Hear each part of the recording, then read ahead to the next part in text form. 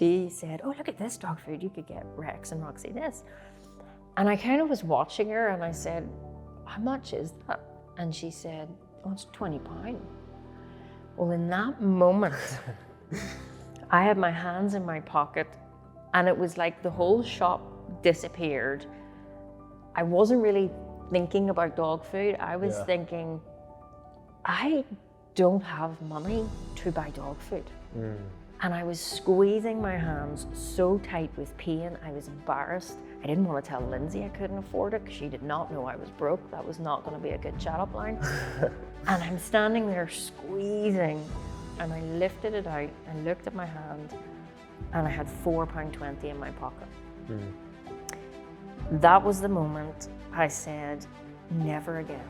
Meet Kim Calvert, an absolute powerhouse in the world of personal development and high performance mindset coaching.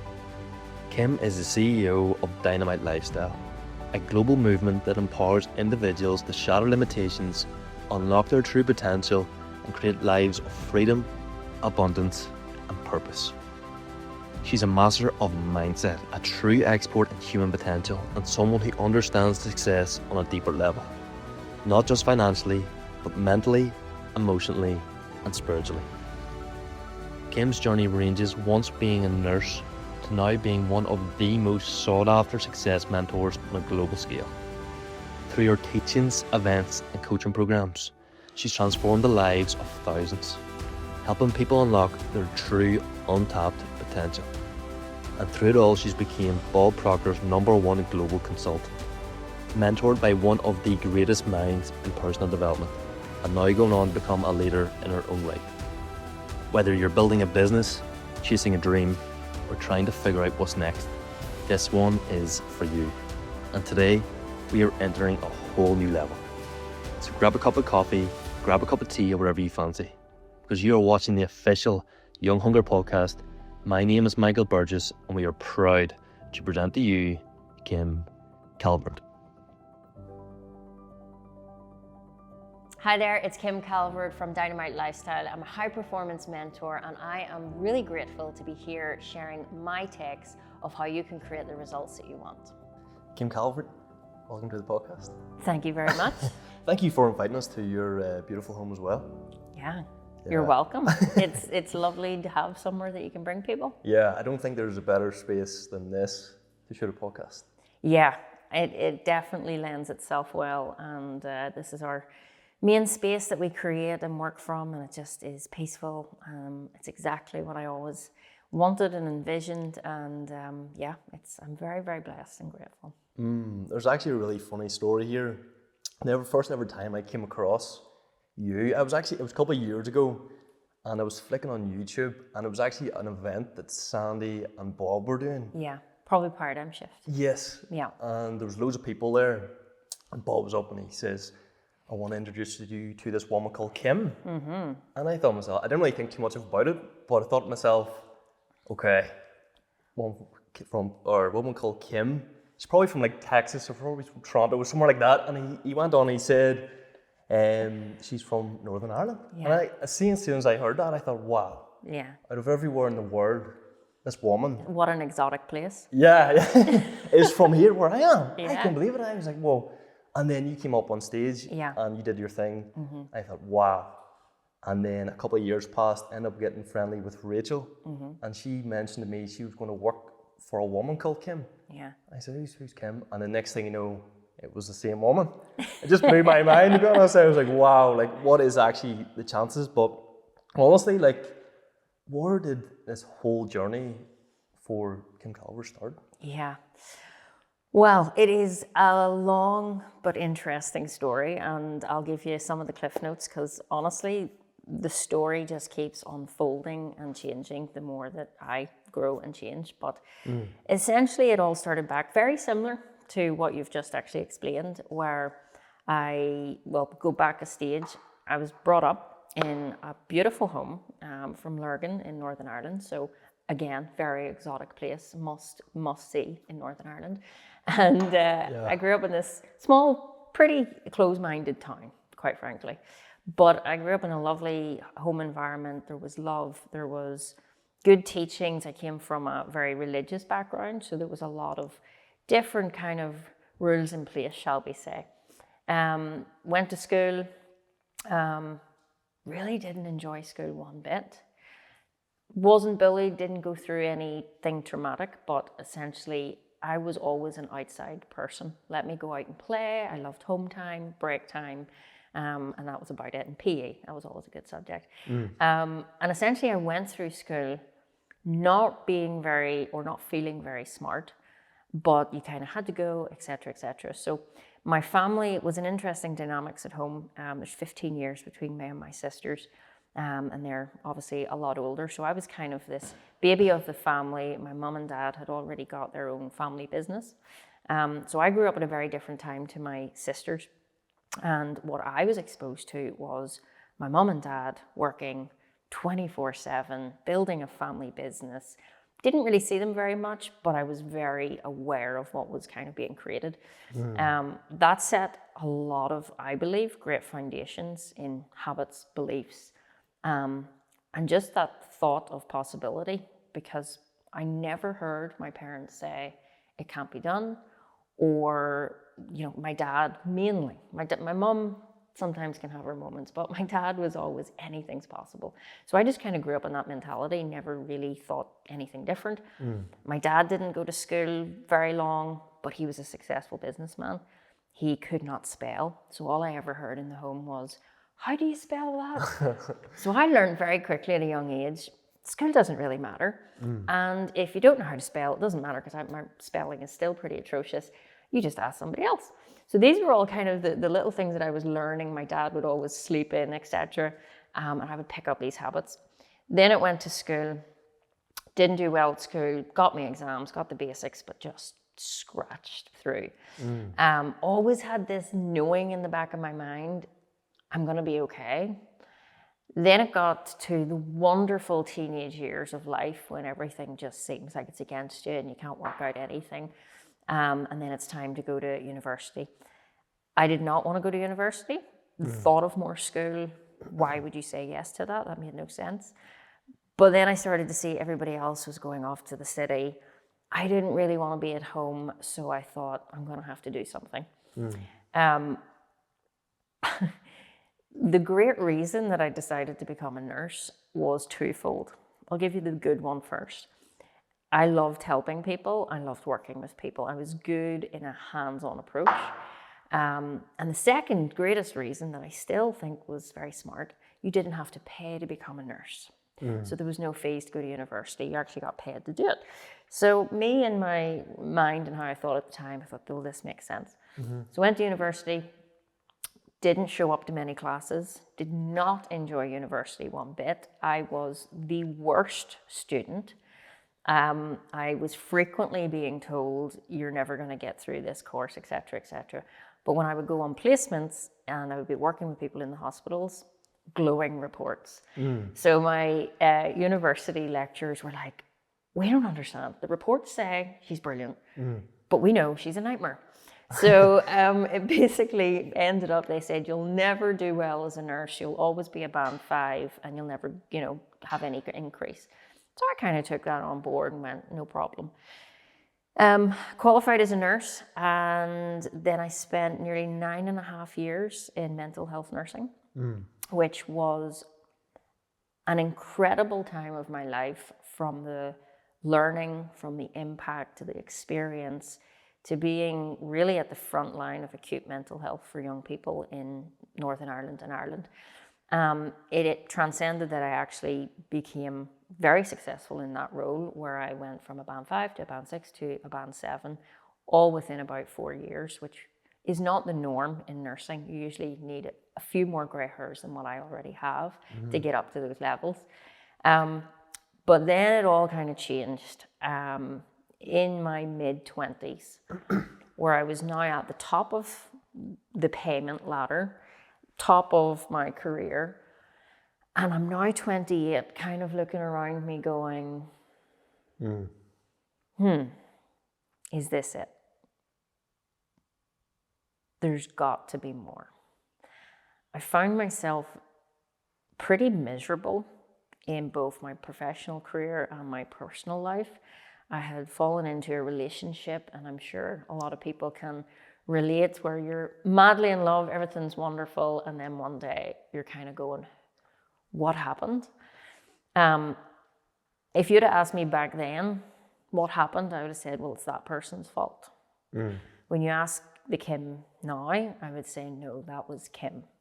And the reason, and what goes with that story and why that's so important, is I realized at the age of 28, I was broke mentally, physically, spiritually, financially.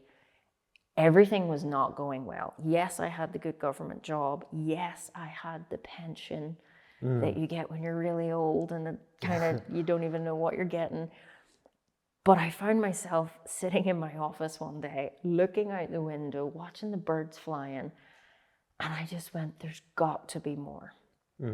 And I couldn't figure it out, because I was always told as a child, work hard, get a good education, and you're landed. Like, everything's going to be good. You'll have money, you'll have happiness, you'll have health. Well, my relationship was falling apart. My inner love for self was deplorable. I hated myself. You wouldn't have known that from the presentation that I would have had. I looked like I had it all, but deep down I was so unhappy with who I was, and lots of just different things. I think a lot of people go through that period where they just kind of go, who am I? And it's a pretty deep question that very few of the population can answer. And when you don't know who you are, and you're going through this thing called life, and you don't know who you are, then that becomes a very turbulent process of you're just firefighting whatever's coming at you in your life. And for me at that time, what was coming at me was a relationship that had fallen apart, me not loving me or knowing who I was, working more shifts, working extra hours, but at the end of every month, I was broke. So that, I was confused. And when you don't understand how results happen, you don't understand, well, they told me to do this and I did that, it's not working, you don't know. Now my understanding of not knowing is something called ignorance. When you don't understand the cause of an effect, you're ignorant to it. So I'm ignorant to flying a plane. Never done it. So if I get into a plane and you put me in the cockpit, I'm going to be afraid because I don't understand it. So anything that you don't understand, you become afraid. And when you become afraid, then you either stall, panic, or just keep doing the same thing, hoping it's going to get better. There came a point in the pet shop, which is probably the most defining story, where I have two little Jack Russells at the time. I have one now, Roxy and Rex. And they've been with me from the very start. I lived in Belfast in what I call the ghetto. I will not name it, but I call it the ghetto because it was a pretty rough place in Belfast to live, put it that way. And my house was so small, as we say here in Northern Ireland, you couldn't swing a cat. And I just was so unhappy with where I was at. I was grateful. You know, I'm always grateful for my home and for, you know, breath and life, but I was unsatisfied. And I think when it gets to that point in your life when you realize that you want more, you start to feel guilty for wanting more. So I had all these different mixed emotions. And one day I'm in the pet shop. The old relationship had ended. I had just met somebody and I thought, uh-oh, yeah, I'm going to fall in love. This is going to be the happy ending.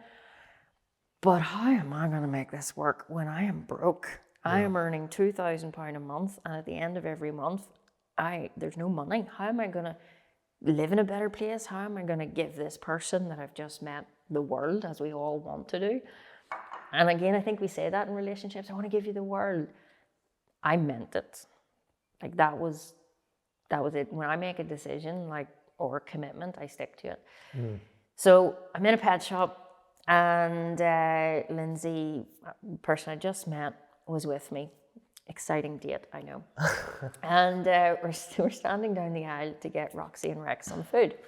Now, I had always just bought the cheap dog food in the local shop. I wasn't big into this. It was cheap. That's what I went for. Lindsay, on the other hand, likes her things, and she likes good quality. And she said, oh, look at this dog food. You could get Rex and Roxy this. And I kind of was watching her and I said, how much is that? And she said, oh, it's £20. Well, in that moment, I had my hands in my pocket and it was like the whole shop disappeared. I wasn't really thinking about dog food. I was thinking, I don't have money to buy dog food. I don't have enough money to put good nutrition into the two little people that are in my life that mean the world to me. Yeah.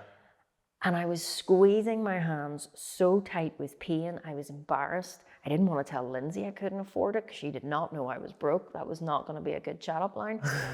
And I'm standing there squeezing. And then I think because I felt the coins in my hand, that kind of triggered me. And I lifted it out. I looked at my hand and I had £4.20 in my pocket. That was the moment I said, never again. I am never going to be broke.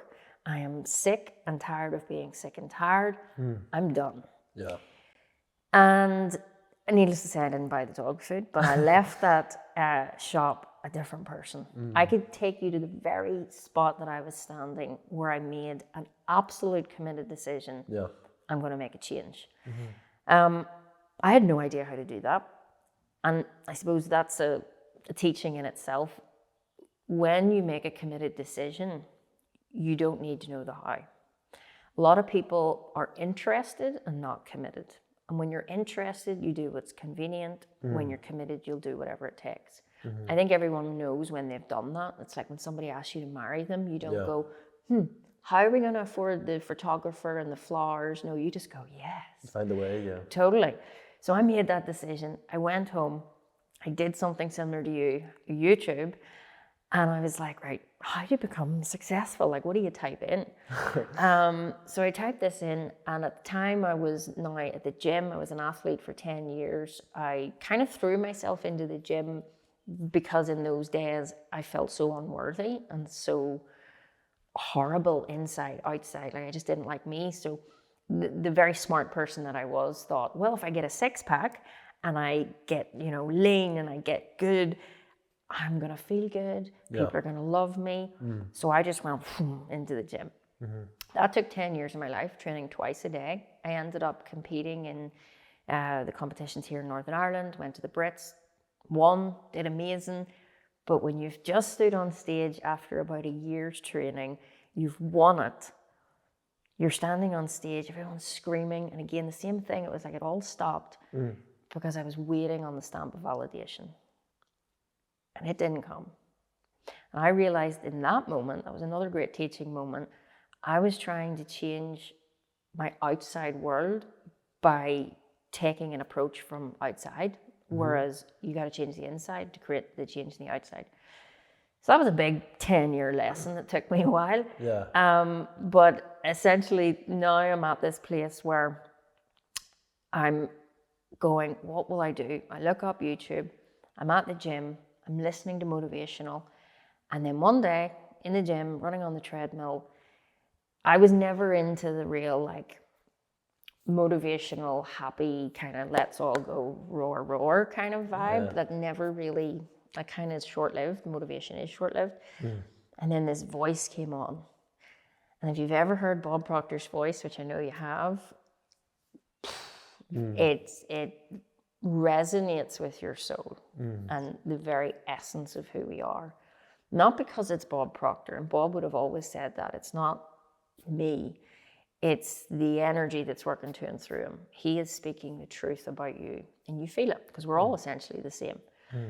So I near fell off the treadmill because this man, this old man, I always told him, you are this old man with grey hair and glasses. And I'm listening to this man, he's going, your thinking creates your results. There is a science to achieving anything you want in life. And I'm going, no. Yeah. Wise up. Yeah.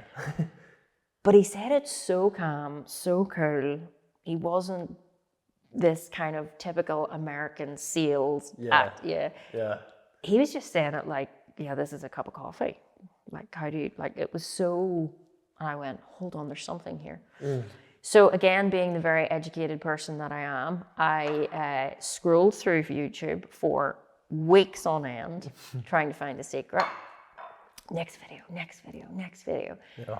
And then there was a little sign that was probably on every video, contact us if you want to be mentored by us. So I eventually had the courage, clicked the button, got on a phone call with Bob's company at the time, and they said, look, we can mentor you and we can teach you. You can even come and work with Bob Proctor. What? I like the sound of that. Because obviously my background in psychology and nursing, it lends so much to what I do now. It's totally different. When I was a nurse, I was treating symptoms. Yeah. Now, as a high performance mentor, I'm treating the root cause. So it's almost this total different end of the scale, if that makes sense. And that was always me as a nurse. I wanted to get people thinking forward, future orientated, goal orientated, not take this prescription. Hopefully that manages it. We shouldn't manage things. We should get to the root. What was the dream back then? What was the visions of Kim as a nurse, or what was the What was the visions? I wanted to be a pro athlete, you know, because I that was my release, that was my getaway. So I'm the sort of person, when I start something, I am all in. So like, I mean, if you go right back to the start, I think I had my first business when I was like 6 or something. Like, I've always had these little mini businesses, massaging your family's shoulders. I charged 50p, which still blows my mind. Jewelry making business. You know, I was always the one to say I can do anything. So I think there was always an entrepreneurial spirit. But when you get to the age of picking university, there's like these boxes that you must fit into. And there wasn't entrepreneurship, you know.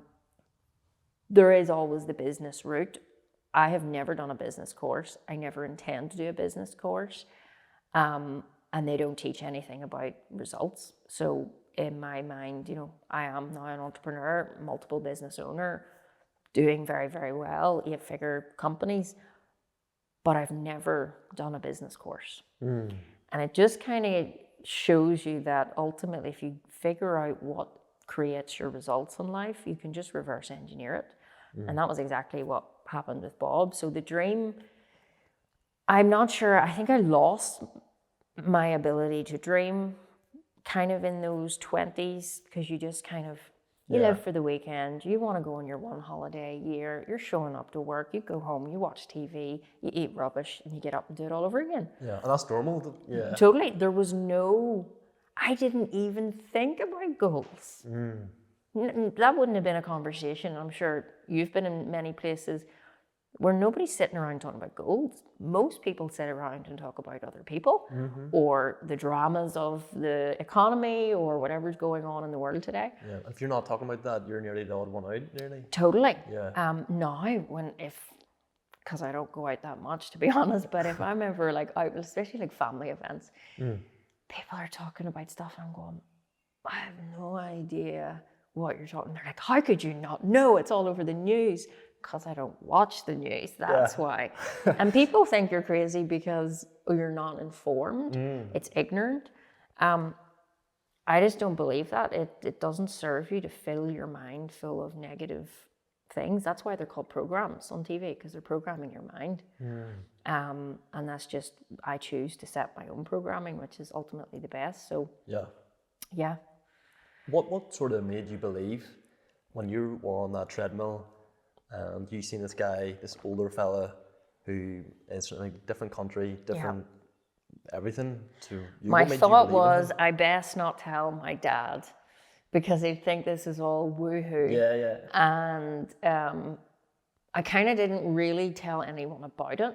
I just took every opportunity to consume the content. It was the weirdest feeling. It was like I already knew it. It was familiar. It clicked and made sense. Straight away. Yeah. Now, I'm not that sort of person, right? I would go into French class and I would still not be able to say anything years later. So this was very peculiar to just take to something and just, it was like I just knew it. So when I had that phone call and they said you could come and work with Bob, I thought, yes, I'm in. Now I'm still sitting in the ghetto, in the tiny little office upstairs, going, I still only have 420, and I'm pretty sure I'm not good at math, but that's not going to be the investment. And the investment that I had to make in myself was over 20,000. I had no savings. I have no money. I've just met somebody, and I'm going, yeah, I'll do it. I think the guy on the other end of the phone kind of was like, really? I don't even think he was convinced. I says, just give me a couple of days. So again, it got to the point of, you just make it happen. That's just it's always been my belief and style. I now understand it. I didn't in the beginning. I always just did things. Now I have an understanding of it, but... It's like unconscious. Yeah, unconscious competent, yeah. But I didn't know any of this. So I basically then went, okay, I'm going to sell my car. And I'm going to get whatever I can get for it, because it really wasn't a fancy car. And I'm going to use that money to invest in me. And Bob would have always taught the greatest investment you can make is in you. Not on, a lot of people doing it, especially these days, they're panicking and they're firing money into whether it's Facebook ads for their business or strategies or the stock markets or whatever it may be, hoping that it will work. I didn't have that much and I needed it to work. So I burnt the boats. I decided no retreat. I'm going all in. And since I'm going to sell my car and now become Bob Proctor's #1 global consultant all over the world, because that's what I decided.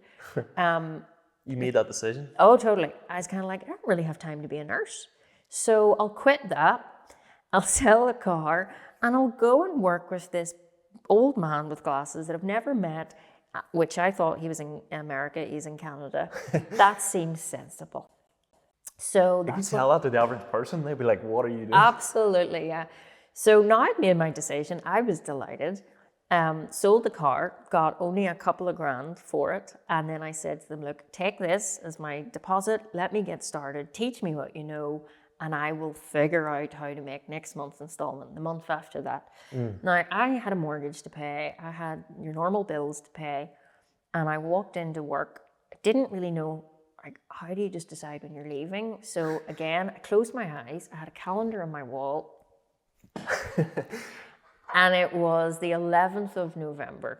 That's when it landed on, which is interesting because it's 11/11, which is prosperity. And I had 3 months to give, because when you're a nurse at the level I was, you have to give 3 months notice. So those 3 months, I must have been a nightmare to work with because I just was every day going, I'm going to go out and change the world. I'm going to start a business. I'm going to earn millions. I'm going to impact millions. I'm going to be Bob Proctor's #1. He doesn't know that yet. And he doesn't know me yet, but that's what's going to happen. And then I started to really think about, like, what else would I love? And I always had a dream to give my dad the ability to have a Ferrari. And my dad was the dad that when you go on holidays, he has the Ferrari towel, the Ferrari mug, everything but a Ferrari. Yeah. So I love cars, and I'm not into most like handbags and shoes. Trainers, yes. Cars, absolutely.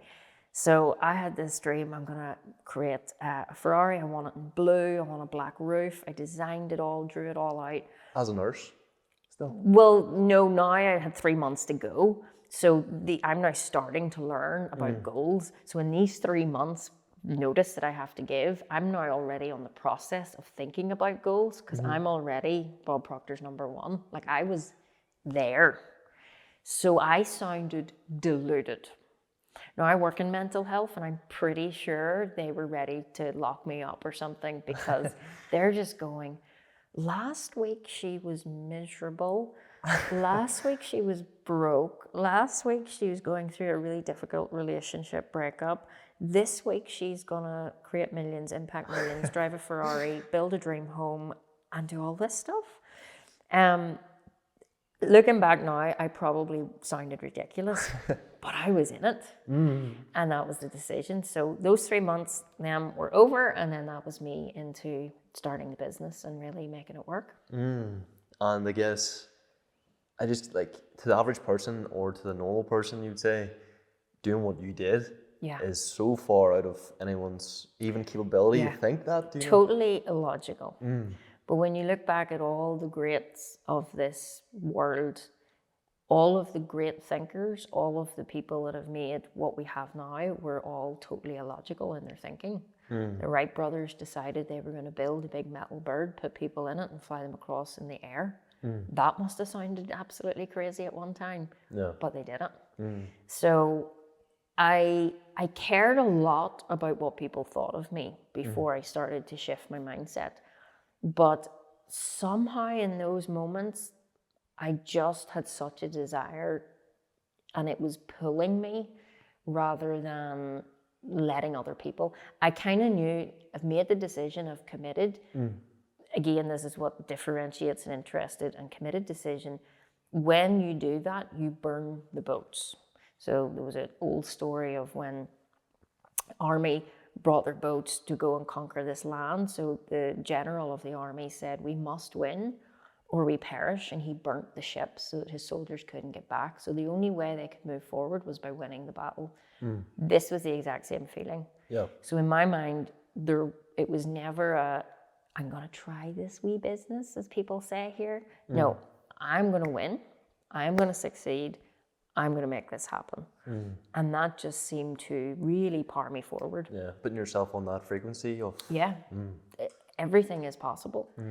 I had no idea how I was going to do it. I had only started to learn about mindset. But when I had a mentor, and when Bob said, borrow my belief, something about that just made me go, I'm going to do that. It felt right. And that's really, I suppose, what's so important. Your intuition, or some people call it their gut, that's what we should listen to more, not our head. The head was screaming, your mum and dad are going to kill you. You've now lost your pension. How are you going to pay the mortgage? What are you going to drive? Will this actually work? You've never been in business. If you listen to my dad, he would say it takes so many years before you break even and blah, blah, blah, blah. So I thought, well, I best not tell my parents. So I didn't for 8 months. And there was a strategy behind that, because I knew if I went home at the Sunday dinner, always the same conversation, you know, how's nursing? Now don't you give that up, and blah, blah, blah, the pension. You're like, So I would just eat my dinner and go, and I thought, if I mention this, and it's through no fault of my parents' ignorance, but they are only going to tell me, you're crazy, don't do it, it won't work. And I had to protect my own self at that time. It's not that they were not wanting to be positive towards me, they just weren't, nobody's wired to think that way. You go and tell that story to anybody, they'd all say, don't do it. But it's the people that step out and do it regardless are the ones that will then move forward.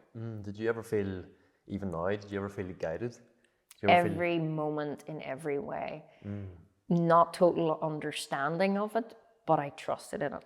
So my quote has always been from I've Been Tiny, walk by faith, not by sight. And faith is what I used to think was religion until I started to understand the more spiritual understanding of it. And faith is ultimately believing in the incredible, doing what other people call impossible, and bringing it into form. And that faith is really believing in your own self-guidance. That brings me on to kind of what I teach people is most people are not connected to that. It goes right back to the who am I question. And if you do not understand that guidance system within you, then you can't harness it. And what you then end up listening to is the negative self dialogue and inner chat. And that can either be things people have said in the past, or you're worried about what other people think. And that's so loud, you can't hear the still, quiet voice, but it's always there. I feel like yourself and your story is very similar to Bob's story. Like, whenever you guys started, I think he was on like 4,000 and you were on 2,000 a month. 2,000, and then within a year, you guys shot away up. Totally. What changed there? What was that thing? What was that? So it was a complete, there's so many different attributes to it, but to put it in the most basic way, I discovered who I was. I discovered the power of mindset. I was a mental health nurse. Went through 3 years of training, never was taught about the mind. Never taught about the conscious mind, the subconscious mind, or higher mental faculties. None of that, which is quite mind-blowing, right? It's kind of like doctors are not trained in nutrition. That blows my mind too. But anyway, so I was never aware of what I had. We all have a mind, every single human being. If you ask Joe Bloggs on the street, what is the mind?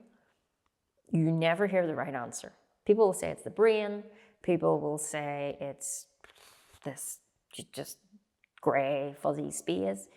Nobody can understand it. So if we don't understand the operating system in which we have, no wonder we get stuck in life. So for me, what really changed was the discovery of who I am at a deep spiritual level. And that is, I'm actually God's highest form of creation. Now, I don't say that from a place of ego going, this is who I am. I say it from a place of absolute understanding that you, me, everyone in this world is actually perfect, fundamentally. We have all come into this world for a purpose. We have all been chosen for something.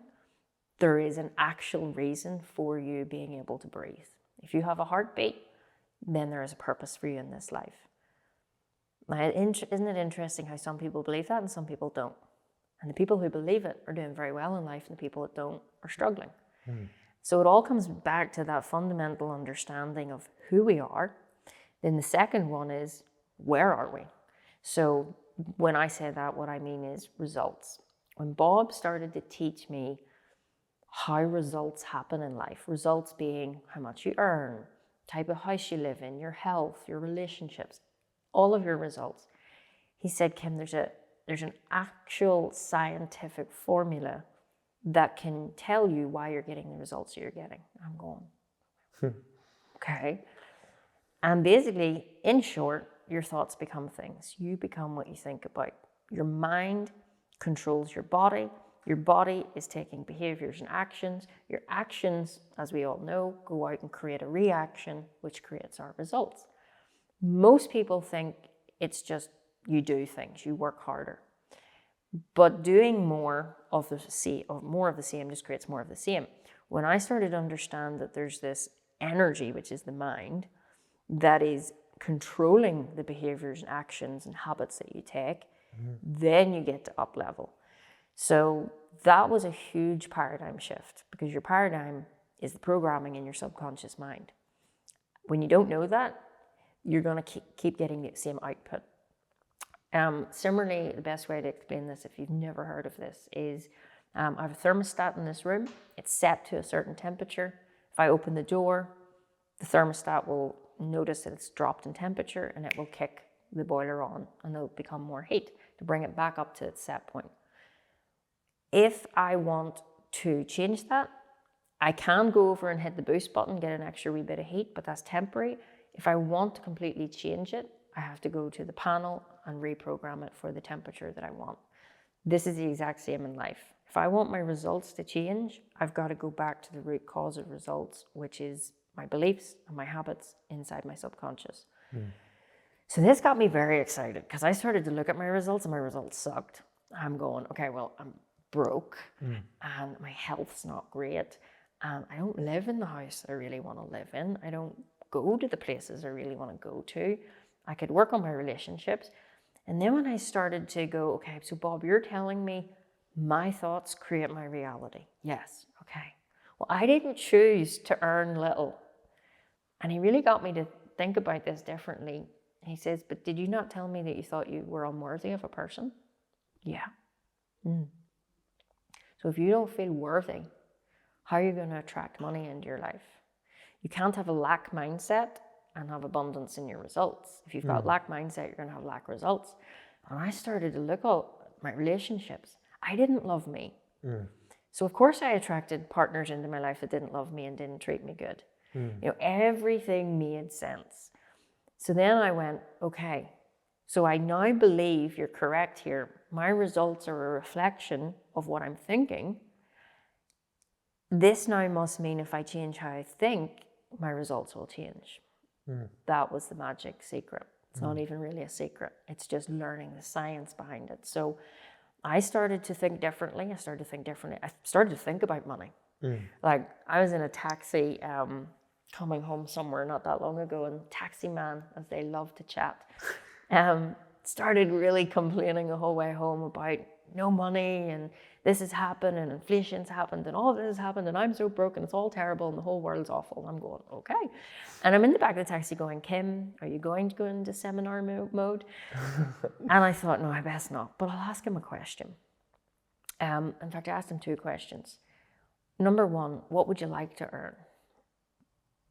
Well, it went silent in the taxi and he didn't really know how to respond to that, which I found interesting. And then I said, what are you doing to earn more money? And he didn't have an answer for that either. And my point, and what I went on to explain to him was, you're complaining and giving attention to what you don't want. Now, any time that you focus the mind and you give attention to anything, that thing grows. That's how energy works. Energy is not created or destroyed. Wherever energy goes, it grows. So I tried to explain to him, you keep giving attention to what you don't want, wondering why it keeps coming back. And what I got him to start to realize was he didn't know what he wanted to earn, which tells me he's never thought about it. So if you don't think about what you want to earn, you're never going to get it, period. And then secondly, the fundamental thing that I had to learn about money is not only do you need to know what you want, but you need to learn how to earn money. And we were not taught that once in school. Why do you think that is? Because the teachers don't know. Because they're broke. Nobody's taught them how to earn money. Nobody taught, I've never in my whole childhood was I sat down and go, I'm going to teach you how to earn money. We're told how to make money. Make money is not the right terminology. We earn money because we give service. Service rendered is where we bring money. So if I give service out, I will be rewarded by an income and also a psyche income, which is the feel-good factor. So he didn't know what he wanted, and he hadn't given any thought to ideas of how I could earn it. So without those 2 fundamental things, which is thinking about what you want rather than thinking about what you don't want, he was just going to stay stuck. Now, the taxi ride was over, so we didn't get into the whole outcome of it, but it's fascinating to me that all of us have went through life and we've never been taught how to earn money or think about money in the right way. And yet there is an abundance for us all. And it all comes back to we have a poverty lack mindset. And sometimes people don't like me saying that because they get very affronted and go, well, who are you to think that? It's not an insult. It's a reality. You just look on TV, newspapers, go out into your local shop, walk past somebody in the street and say, how are you? Well, let me tell you what it's been like. Nobody ever says the positive. We are so wired to lack poverty and things not going right. And because we've got into that cycle and habit, we get stuck there. Whereas the shift for me was when I stepped out of that and because I left my job, so I wasn't hearing the normal chit chat in the nursing station or wherever.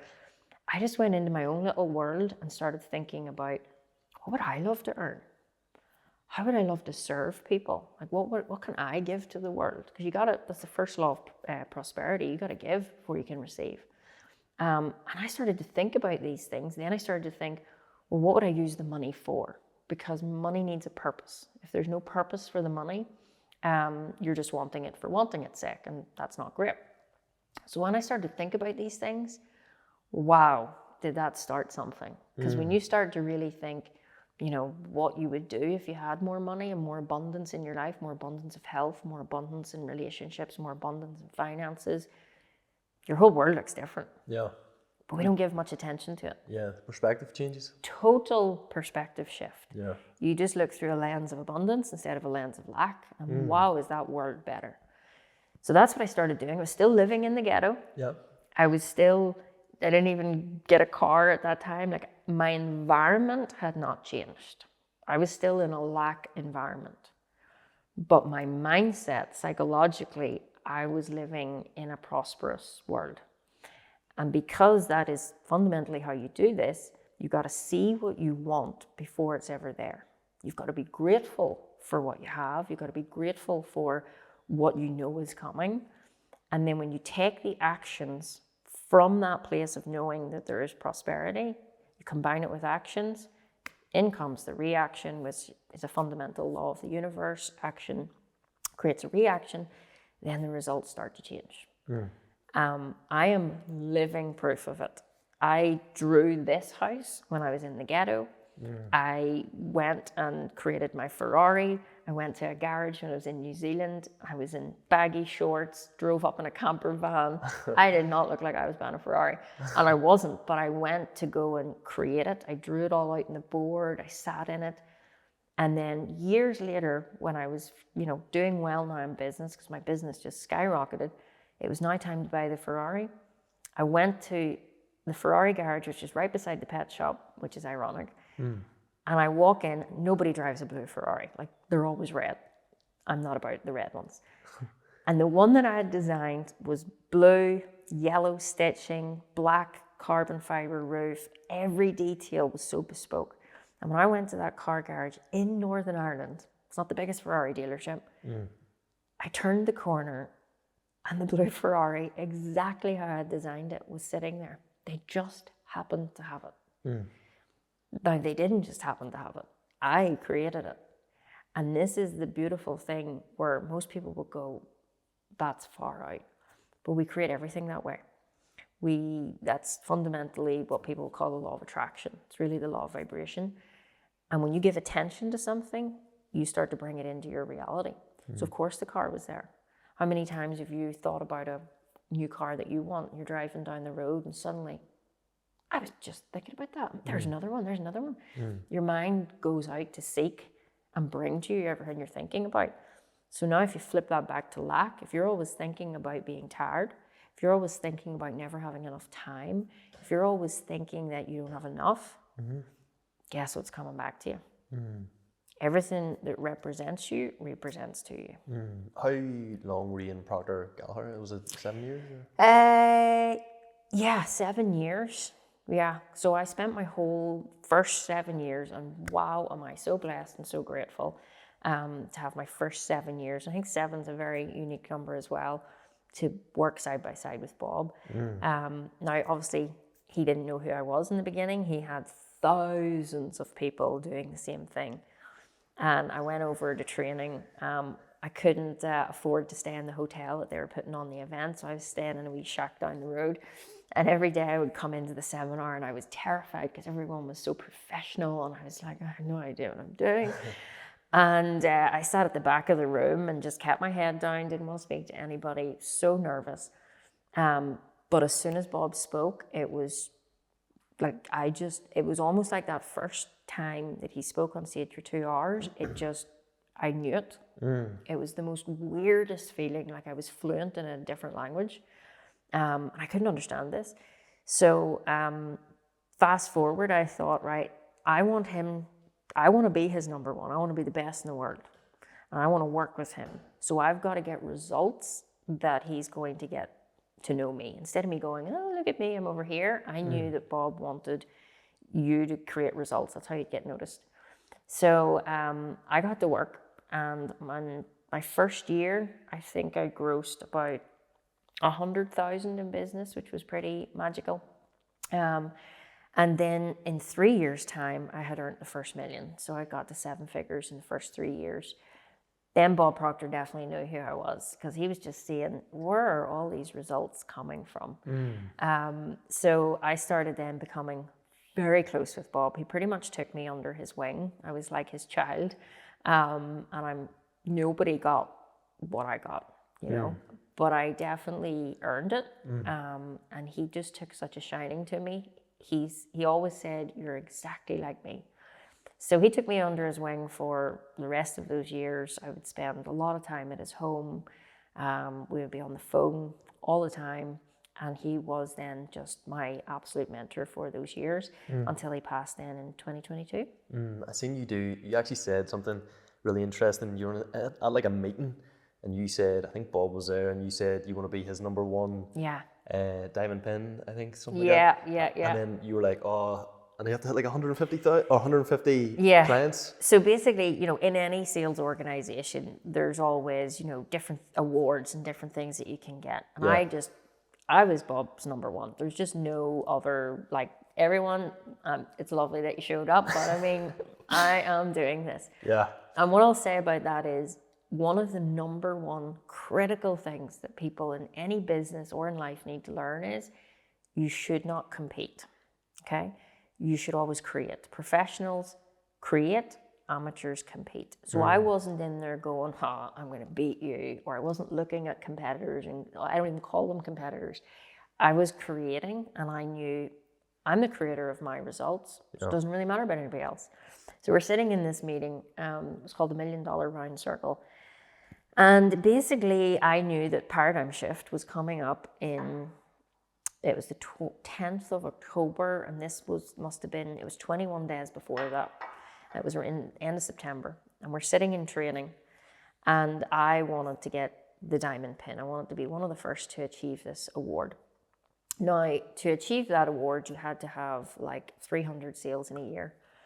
I was doing pretty good, but I needed another 121 in the next 21 days. Impossible, some people would say. Never been done in history. Yeah.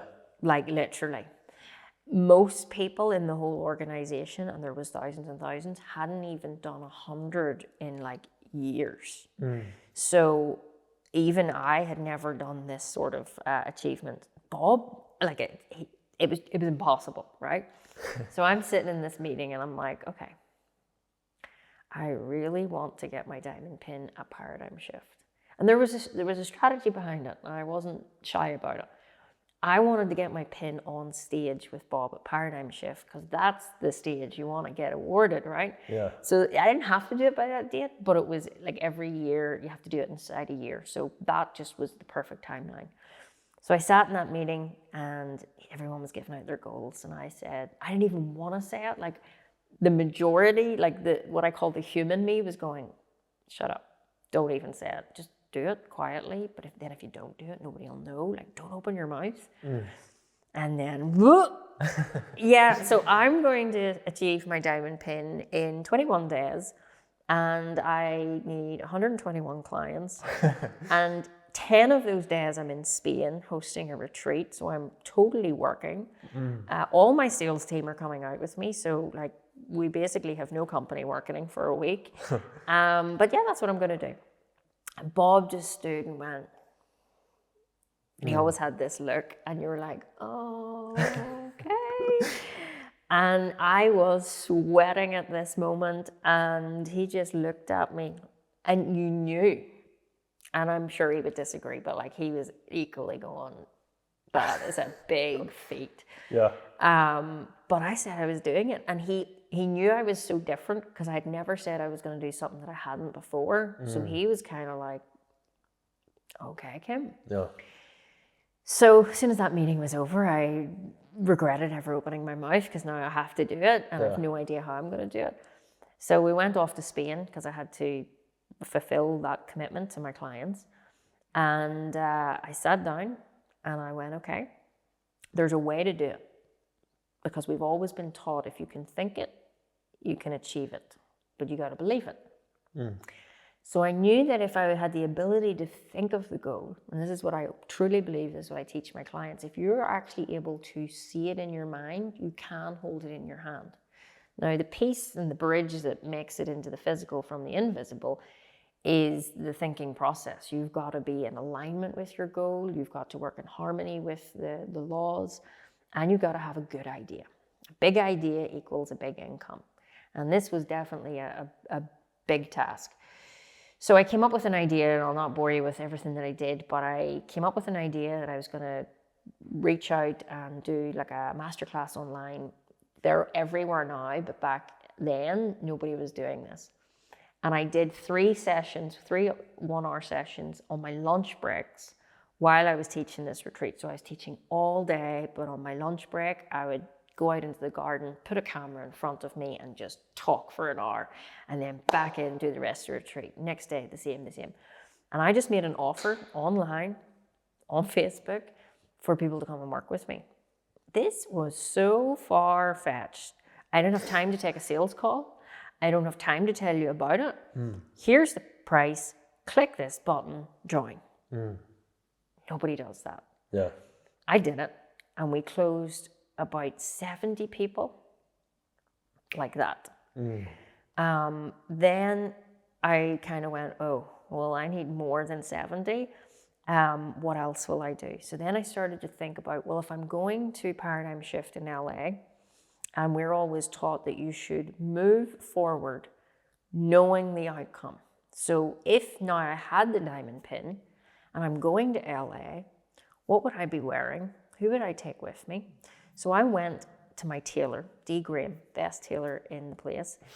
And I said, Dee, I need a suit because I'm going to collect my diamond pin. Oh, did you get the diamond pin? I'm like, well, that's a long story, but I'm going to get the diamond pin, so I need my suit.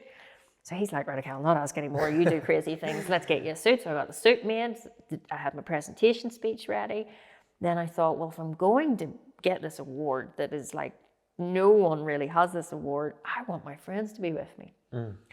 So then I booked 5 of my friends to fly to LA with me. So you're out money and you're bringing people and you're really hoping at this stage, this better pull off, right? But I'm doing it because I know it will pull off. And you're kind of like, yep, no, it's fine, it's fine. So then I thought, right, well, if we're in LA and I've just won the diamond pin, which means you've reached a huge, multi-7-figure income, we've got to celebrate. And I like to celebrate.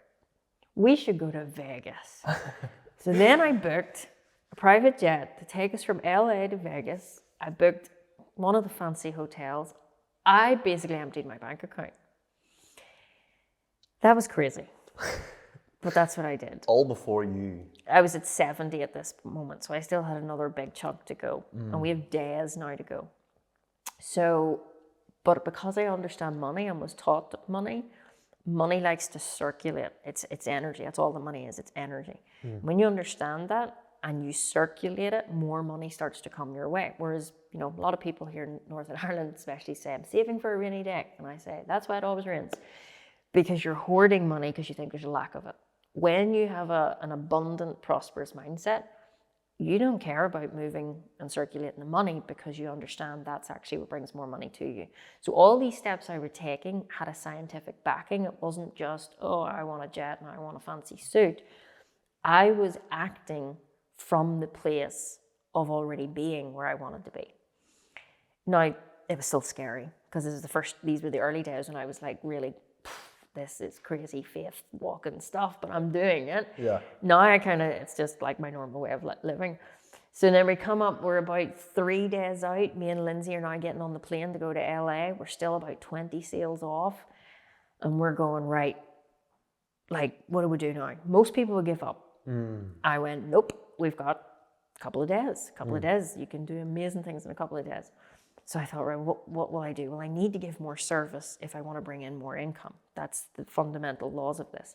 So I need to serve more people. So I'm going to put on a master class the day before in LA, and I'm going to teach because that's the only thing I know how to do is serve people. So we put on a master class, and I needed whatever amount left. We did the masterclass in our hotel room. I have everything stacked up, the cameras, everything, and I'm going for it. And we had more sales come in, and then we were 3 short. And I felt myself sitting at the table at this point going, I would say I was definitely stressed out at this point. And I was so rigid, and I'm on the computer, and I'm like, Lindsay, look on your computer. There's got to be 3 people that want what we have. And we're just going, and then I realized, and I looked at my body, and I was rigid, and I was tense, and I went, oh, I forgot one crucial thing. The laws only work when you're relaxed, when you're calm, because the body is an instrument of the mind. And when the body is tense, then the mind can't operate through it. It's just energy flow.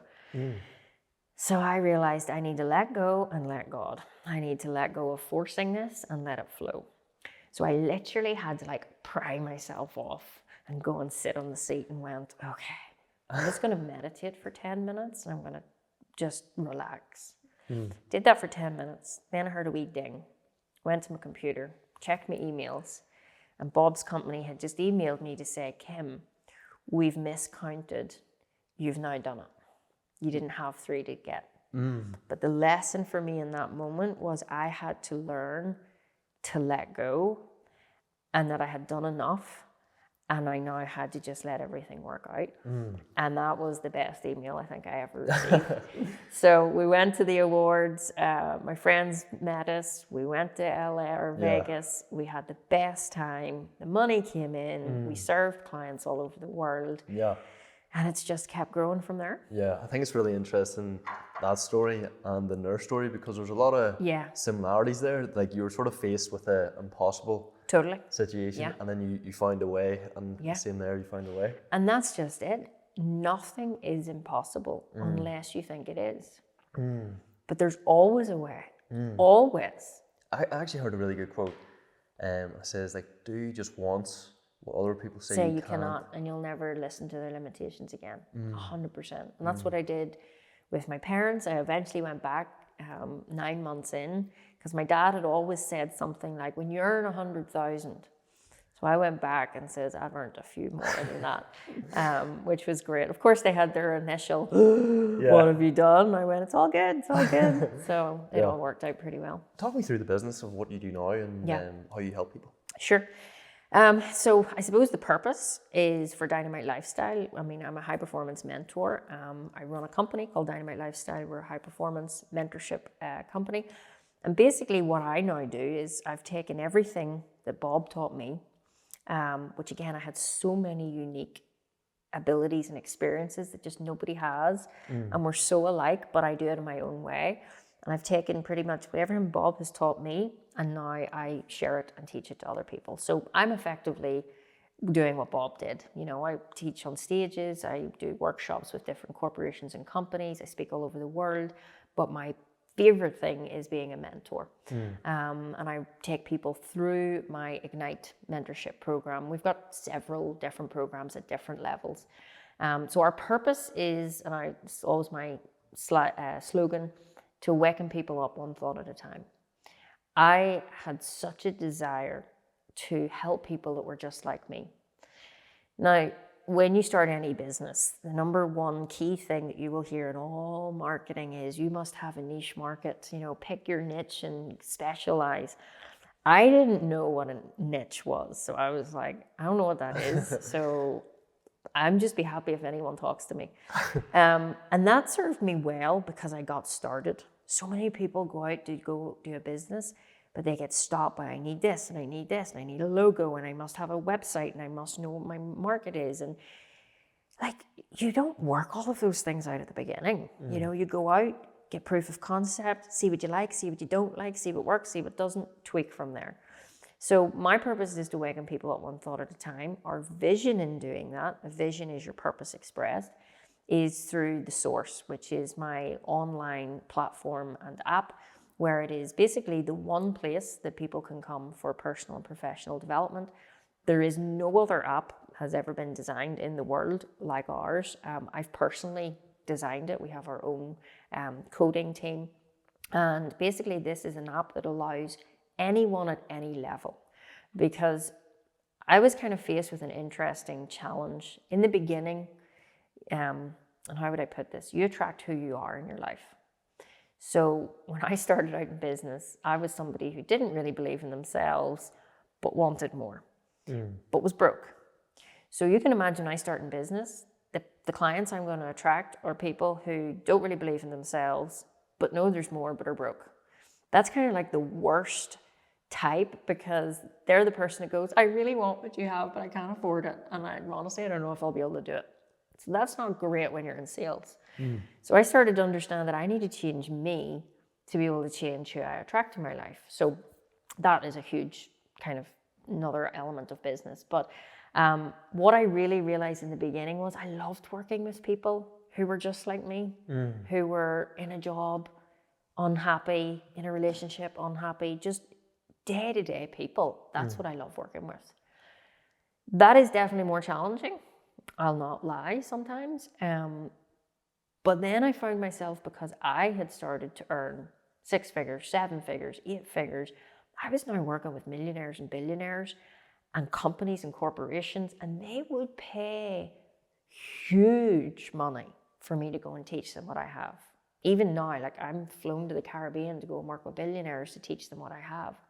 I still think that's crazy because, you know, I'm Kim from Lurgan, who was a nurse. And sometimes you get those like moments going, this is crazy. And I love working with those people, don't get me wrong. But I didn't want to just go and work with all the already successful people.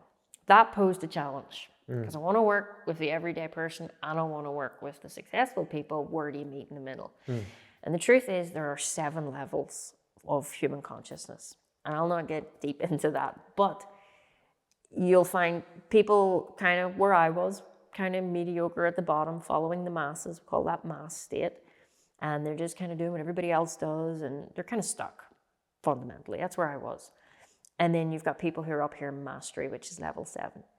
We have designed the Source, which is our online platform, to have 7 levels. So that when somebody comes and wants to learn, because my core belief, everyone needs this.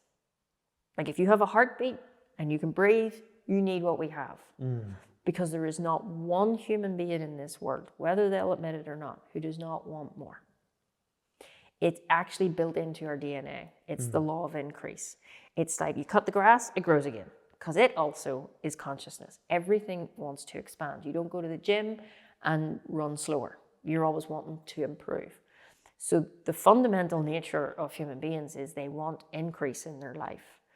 So that's why everyone needs what we have, because we show people how to unlock their potential, remove the limiting beliefs, the limiting habits that just keep them stuck, and rise up to the levels of mastery. And the lovely thing is, anyone can do it. It doesn't matter if you're rich or poor. It doesn't matter if you're smart or not. As long as you have a mind, which we all do, you can win. So I created these 7 levels where people can come in at the level that they're at now and grow with us, rather than starting up here when you've got some stuff to do down here. So the Source is basically our vision.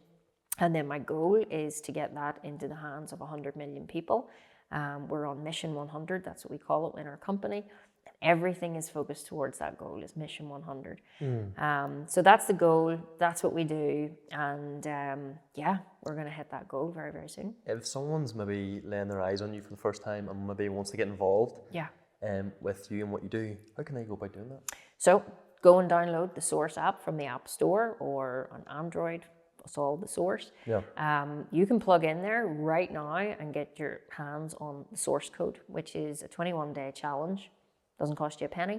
You can, if you've enjoyed this, you can sit through many hours of me teaching different segments of self-image, you know, understanding who you are, abundance, money, what else we got in there, decisions, goals, understanding your gaps. It's all there. And I have put pretty much a lot of what I know into a tool that anybody can have on their phone, bite-sized chunks, and get started. So that's the Source. Get it on any store. And then we're on all the social media platforms. That's Dynamite Lifestyle. Are you okay for time? Yeah. Yeah. There's something that I really want to touch base with you here. You're talking to so many high performers and you're dealing with all this. What is like how would you say it? Is there a similar trait, or is there like a golden thread that you see that they all have? Well, the common denominator of success is that successful people will do what unsuccessful people are not willing to do. So honestly, the golden thread is consistency and commitment to the goal and self. It's not a common thing, unfortunately. A lot of people start things with great intentions and then it doesn't kind of go the way they want to, so they're out.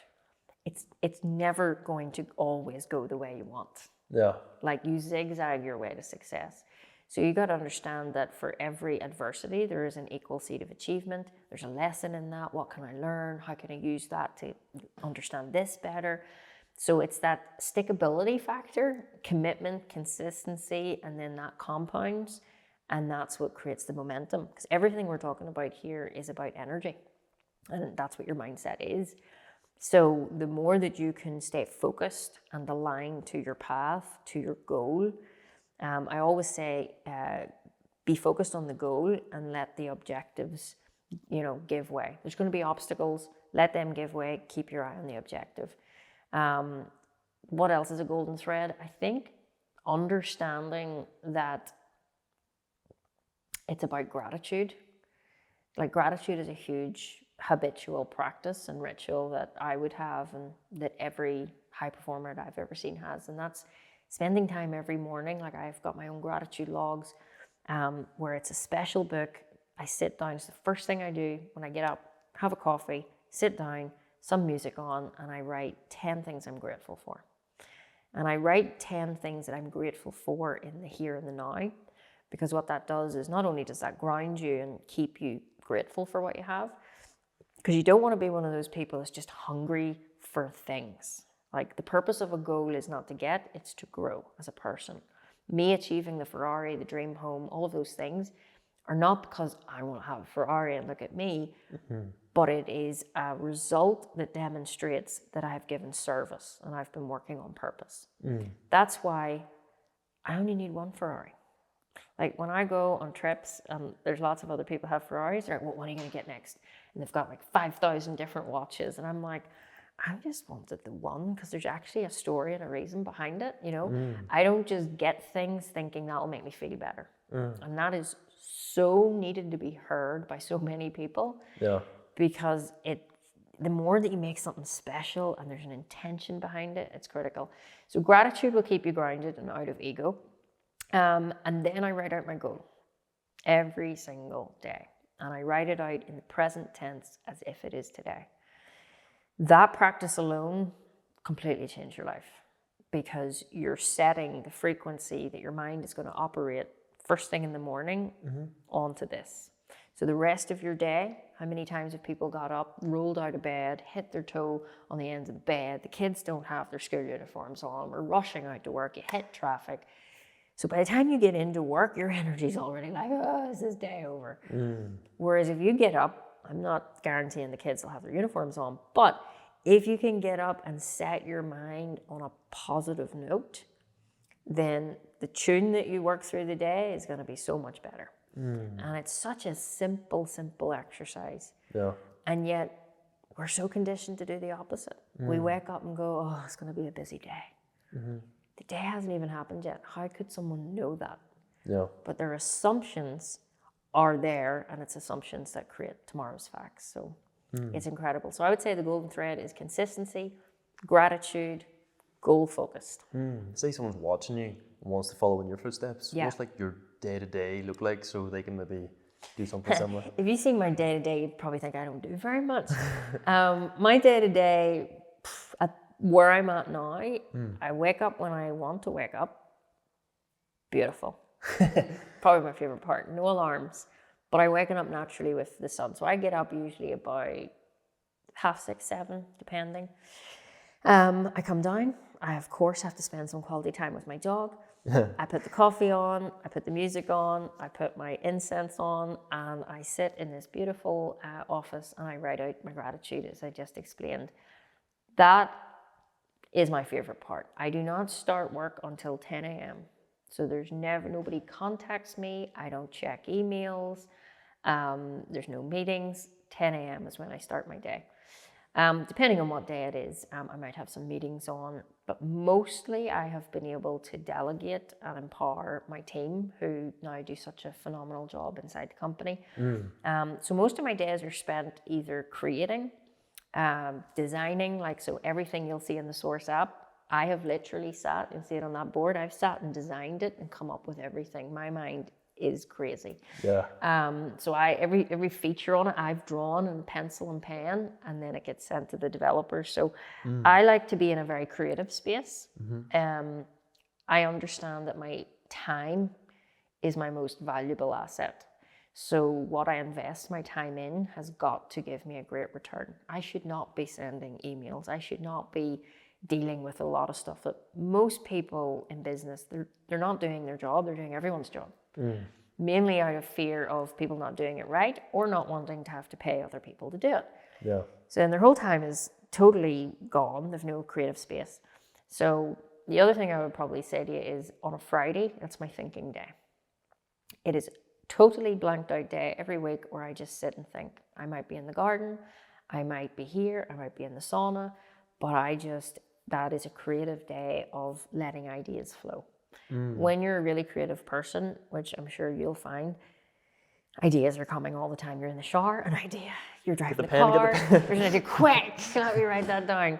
So I have an ideas book, and during the week between Monday and Friday, if those ideas come, I can't just ignore them because that would, like, my head would explode. So I go and write them in my ideas book. Then at the end of the week, my ideas day, my thinking day, I open the book and go, what were you thinking? That was rubbish. Or, ooh, that's a good one. And then I spend that day chewing on those ideas to see what's good out of that. And then I either delegate or implement or get it started. So that has been a huge thing for me in the founder CEO seat that I'm in now. And then I stop work usually about 4, or kind of whenever I want, which is lovely. Yeah. And then I spend my evenings. You wouldn't really know the difference because, again, I love to study, I love to read. Would you study every day? Was that Every single day. Yeah. You should never not go a day without studying. Earl did that, didn't he? Or Yeah, Bob did it every single day, Earl Knight. I mean, that is the secret sauce to success. Because until you grow your conscious awareness, which is what study will do, you can never, like, I don't care how smart you are, I don't care if you work day and night, you cannot, by science, grow bigger results without a bigger awareness. So for me, studying every single day is the essential criteria. It's like you wouldn't go a day without eating because your body would stop growing. So it's the exact same thing, but it's for your mind. So that's definitely, I usually do that between 4 and 6. And then evening time, there's visioneering, setting up my day for the next day, planning out my next steps for the day to follow. And then just chilling out with Lindsay or with Rex. Yeah, it's pretty relaxed. When I'm looking across the table, I see like a successful business owner. If the nurse version of you was watching this, the version of you are now, what do you think she would say? I want to be her. Probably. Yeah, I think. I think there was always, I was always here, right? I just had to shift. And this is like so important for everyone to hear. You don't have to go out and get anything. You have to become aware of what you've already got. So the nurse version of me was still me that you see, but there was just a few more layers dimming that light that was inside. And I always use a light as a great example for like a dimmer switch. You can dim the switch and the light goes down. But when I open up and give more access, more awareness, the expression of light is greater. Most people, their lights are on, they're just dim. Some people, unfortunately, go that dim, they switch the light out. And that's why it is so important that we all have a responsibility, in my opinion. It's not about just doing it for yourself to earn more money, get a nice car and a house. I've now been able to impact thousands and thousands of people across the world that are impacting their families, are impacting their children. Like, you'll never be able to see the total impact, but I know it's there. And that is saving people's lives. Like, this material saved my life, but I had to study the right material. And there's so much stuff out there, but unless they're talking about the root cause to results, which are paradigms and subconscious, it's just not going to make a shift. So I think that version of me would have recognized this version and been, I want to go there, would be my feeling. I have a couple more questions. But and these are some personal ones I want to ask you. Do you still have a gold card? Oh yeah, Do you? lots of them. I've got one over here on my table, but without a doubt, I've never stopped doing the basics. Still read Think and Grow Rich all the Yep, time? Yeah. it's over here too. Everything that I've done in the beginning. Is that his book? It's not his book, but it's my book, and then he signed it. Wow. Yeah, which is pretty awesome. So always have your goal card. Yeah. That's an old one, but that's a goal card. And then you just write on the back of it, I am so happy and grateful now that, and then you write whatever it is that you desire, and you keep that with you. And then this is Think and Grow Rich, and this one, yeah, that was from Bob. Whoa. So that's a special gift, which is pretty cool. I like the way it's still on your desk. You know. Oh yeah, well I use it every day. Yeah.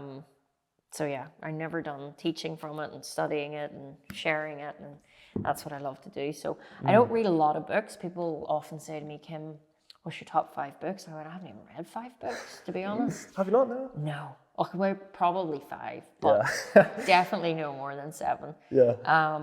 I just keep reading the same ones over and over because people think I see so many social media posts like, you need to read 100 books in a year. Load of rubbish, and nobody does it. Yeah. You're just piling in more information. We've already got enough without even reading any books. It's about becoming aware of what you've got. So yeah, I just keep studying the same ones until I understand them deeper. Like, I feel like it's the repetition of reading the same thing over and over again. Well, that's the fundamental law of learning. Like, you didn't just ride a bike once or drive a car once. You had to keep doing it over and over and over until it became an automatic habit. Now you can ride a bike, listening to music, talking to somebody else on a bike, because you've now sunk it into the subconscious. That's where results happen. So imagine you now take the same concept. Like, do you ever procrastinate? Yeah. Yeah, everyone does. But do you wake up in the morning and go, today I'm going to procrastinate? No. No, but you do it. So it's really annoying because you keep doing the thing that you don't want to do. It's getting you the results that you don't want, and you know that, but you keep doing it. So this is what we call the knowing-doing gap. This is what catches everyone out. You know better, but you don't do better. So this is where this causes this mental struggle. It's like a tug-of-war. You know what to do, but you don't do it. But what is so awesome about this, when you're able to close that gap, and I don't have time to tell you how to do that here, but when you start to realize, like, a lot of people say, I just don't have time. And I go, okay, do you have time to brush your teeth? Well, yeah, because it's just part of their day. It's part of their habit. Imagine, let's say you're in sales. Imagine you were just in the habit every day of making a sale. Wouldn't that change your life? Well, yeah, that would be great, but that's not. But it could be. Because if you're able to create a simple habit like brushing your teeth or eating food, you don't think about those things. You always have time to do it. And I guarantee, if we were all adults and we were never taught to brush our teeth, and I said to a room of adults, I need you to do this twice a day, nobody would do it because they're not in the habit of doing it. We only do it because we've been taught since you were a kid. It's now become part of our habitual routine. You don't have to make time for it. You don't say, oh my God, I don't have time to brush my teeth today. You just do it. Right? So when you start to take that same mentality, but create habits that are going to create an increase, whether it's in money or productivity, then they become part of you don't have to think about it. You just wake up and do it. When you wake up and do the things that you need to do to get the results that you want to get, that's when you've cracked the code. Because it's just what you do. You don't have to think about it. Yeah. I was going to ask you about your top 3 books, but I'll not even. What does the future look like for Kim Calvert? The future, I love always getting this question because I think everyone waits and like, what is the elaborate big thing? I think it's just more of doing what I'm doing. Like, I have such a profound knowingness that I'm here for a great purpose. Yeah. At a very specific time in the world as we know it. People are starting to waken up a lot more. And I truly believe, even though I'm 37 in a couple of weeks, 2 weeks, even though I'm pretty young, as I like to think, I'm only scratching the surface. But I believe of what's to come is going to be more of a greater expansion of what I'm already doing. Like, I know my purpose. I'm going to be doing it till the same age as Bob, if not longer. So that's never going to fundamentally change. It's going to be the impact that will just get bigger and bigger and bigger. So as I say, the goal is 100 million people to be working with us inside the Source app. And if we can impact 100 million people, that's going to be pretty incredible. So it's really just fuller, greater expansion of who I am is the big goal. If someone's watching this, where can they maybe find you on socials? Yeah, Instagram, Facebook, all under Dynamite Lifestyle. LinkedIn, Kim Calvert. And as I say, go to the App Store and download the Source. I've one more for you. Yeah. And Seamus Fox actually asked this, and I thought it was really good. And he says, how do you want to be remembered?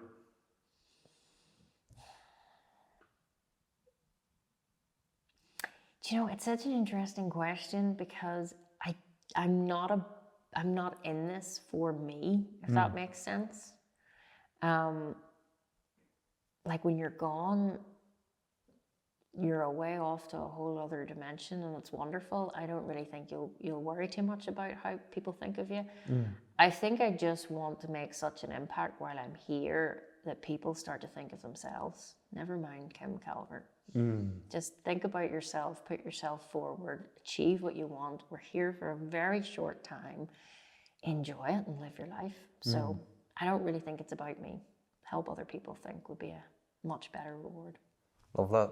Kim, thank you so much. Good. I can talk to you all day, to be honest. Good. Well, I did warn you I could talk. Is there anything you want to say when you're here? Just anything you want to touch on? Or? No, I think we covered pretty much everything. And yet, not even a scratch. Kim, thank you so much. You're so welcome. Thank you for having me. That has been all from the official Young Hunger podcast. I hope you guys have enjoyed, and I'll catch you in the next one.